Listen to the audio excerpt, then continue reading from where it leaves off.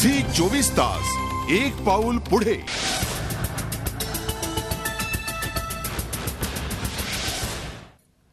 आणि महत्त्वाची बातमी, साहित्य संमेलनासंदर्भातली 86व्या अखिल भारतीय साहित्य संमेलनाला लागलेलं ग्रहण सुटण्याची काही चिन्ह दिसत नाहीयेत। या संमेलनाच्या स्वागताध्यक्षपदी जलसंपदा मंत्री सुनील तटकरे यांना शिवसेनेनं विरोध दर्शवलेला आहे। तर ज्येष्ठ साहित्यिक मधु मंगेश कर्णिक यांनी तटकरेंच्या नावाचं शरद पवार या संमेलनाचे उद्घाटक आहेत, तर समारोपाला अजित पवारांना आमंत्रण देण्यात आलंय। त्यामुळे हे संमेलन राष्ट्रवादीनं हायजॅक केल्याचा आरोप आधीपासूनच होत होता।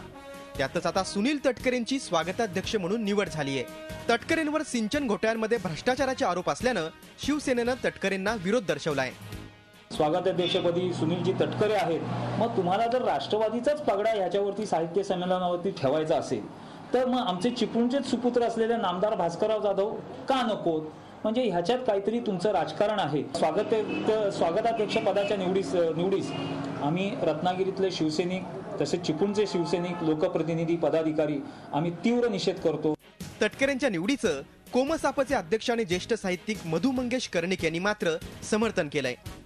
कुठल्याही राजकारणी माणसाने साहित्याच्या उत्सवामध्ये रसिक म्हणून सामील होणं याच्यामध्ये मला गैर काही वाटत नाही। साहित्य संमेलन आणि वाद हे समीकरण नवं नाही। या आधीच्या संमेलनातही राजकारण्यांचा दबदबा राहिला आहे।